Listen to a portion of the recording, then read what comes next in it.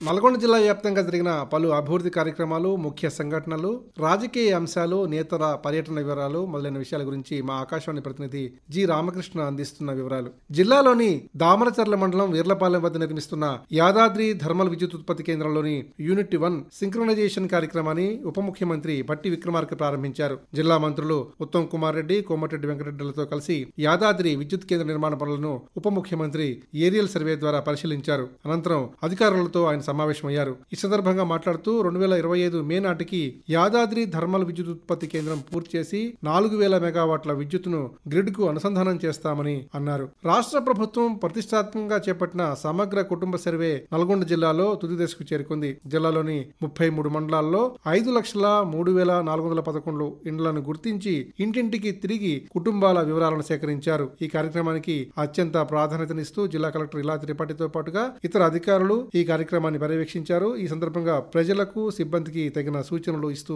సర్వేను జయప్రదంగా నిర్వహించారు. రోడ్లు, భవనాల శాఖ మంత్రి కోమటిరెడ్డి వెంకటరెడ్డి జిల్లాలో పలు అభివృద్ధి పనులకు శంకుస్థాపనలు చేశారు. గత నెల మహాత్మా గాంధీ యూనివర్సిటీలో 33 కోట్ల రూపాయలతో మహిళా హాస్టల్ పరిపాలనా భవనంతో పాటుగా అంతర్గత రోడ్ల నిర్మాణానికి ఆయన శంకుస్థాపన చేశారు. ముఖ్యమంత్రి రేవంత్ రెడ్డి జిల్లా పర్యటన ఖరారైంది. ప్రజాపాలన ఉత్సవాల్లో భాగంగా ఈ నెల 7వ తేదీన ఆయన పర్యటిస్తారని మంత్రి కోమటిరెడ్డి వెంకటరెడ్డి వెల్లడించారు. ముఖ్యమంత్రి పర్యటన సందర్భంగా బ్రాహ్మణ విల్లెన్ల ప్రాజెక్టు, మెడికల్ కళాశాల భవనం ప్రారంభోత్సవాలతో పాటుగా పలు అభివృద్ధి సంక్షేమ పథకాల ప్రారంభోత్సవాలు, శంకుస్థాపనలు ఉంటాయని ఆయన తెలిపారు. జిల్లాలో వానాకాలం ధాన్యం కొనుగోళ్ల కోసం జిల్లా వ్యాప్తంగా 375 కొనుగోలు కేంద్రాలను ప్రభుత్వం ఏర్పాటు చేసింది. రైతులకు కనీస మద్దతు ధర 2,300 రూపాయలు ఇవ్వడంతో పాటుగా సన్న రకం ధాన్యానికి 500 రూపాయల బోనస్ తో ఇస్తున్నారు. అలాగే జిల్లాలో సాగయ్యే పత్తిని కొనుగోలు చేసేందుకు కాటన్ కార్పొరేషన్ ఆఫ్ ఇండియా ఆధ్వర్యంలో జిల్లా వ్యాప్తంగా 22 కొనుగోలు కేంద్రాలను ఏర్పాటు చేశారు. పౌర సరఫరాల శాఖ principal secretary commissioner DS Chauhan జిల్లాలో పలు ధాన్యం కేంద్రాలను ఆకస్మికంగా తనిఖీ చేశారు.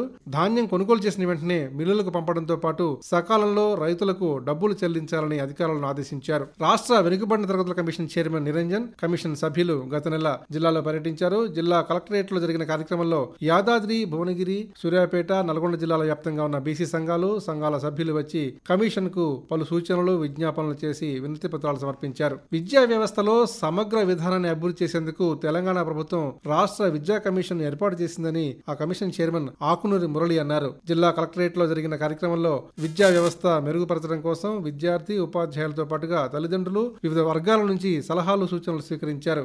నాగార్జునసాగర్ జల విద్యుత్ ఉత్పత్తి కేంద్రంలో ఈ ఏడాది ఇప్పటికే లక్ష్యాన్ని మించి విద్యుత్ ఉత్పత్తి చేసినట్లుగా జెన్కో చీఫ్ ఇంజనీర్ మంగేష్ కుమార్ తెలిపారు. శివకేశవులకు అత్యంత ప్రియమైన కార్తీక మాసంలో జిల్లా వ్యాప్తంగా ఆలయాల్లో విశేష పూజలు నిర్వహించారు. ప్రత్యేకంగా శైవ క్షేత్రాల్లో అభిషేకాలు, లక్ష బిల్వార్చనలు వంటివి ఘనంగా కొనసాగాయి. నెల రోజుల పాటు తెల్లవారుజాము నుంచే భక్తులు ఆలయాల్లో శివనామస్మరణ చేస్తూ భక్తి శ్రద్ధలతో పూజాధికారులు నిర్వహించారు. పర్యాటకుల ఆనందోత్సాహాల నడుమ నాగార్జునసాగర్ నుంచి శ్రీశైలం వరకు అధికారులు లాంచీ ప్రయాణాన్ని ప్రారంభించారు. నందికొండ మున్సిపల్ చైర్పర్సన్ అన్నపూర్ణ జెండా ఊపి లాంచీ ప్రయాణాన్ని లాంఛనంగా ప్రారంభించారు. ఈ సందర్భంగా పర్యాటక శాఖ అధికారులు మాట్లాడుతూ ప్రతి శనివారం ఉదయం నాగార్జునసాగర్ నుంచి లాంచీ బయలుదేరి అదే రోజు సాయంత్రం శ్రీశైలం చేరుకుంటుందని, అక్కడ స్వామివారి దర్శనం చేయించి మరుసటి రోజు ఉదయం బయలుదేరి సాయంత్రానికి నాగార్జునసాగర్ చేరుకుంటుందని తెలిపారు. ఉమ్మడి నల్గొండ జిల్లా వ్యాప్తంగా గత 10 రోజులుగా చలి తీవ్రత పెరిగింది. ఉష్ణోగ్రతలు పడిపోవడంతో ప్రజలు ఇబ్బందులు పడుతున్నారు. నవంబర్ 20వ తేదీ నుంచి 19 డిగ్రీలకు దిగువన కనిష్ట ఉష్ణోగ్రతలు నమోదవుతున్నాయి. చలి తీవ్రతతో ప్రధానంగా చిన్నారులు, వృద్ధులు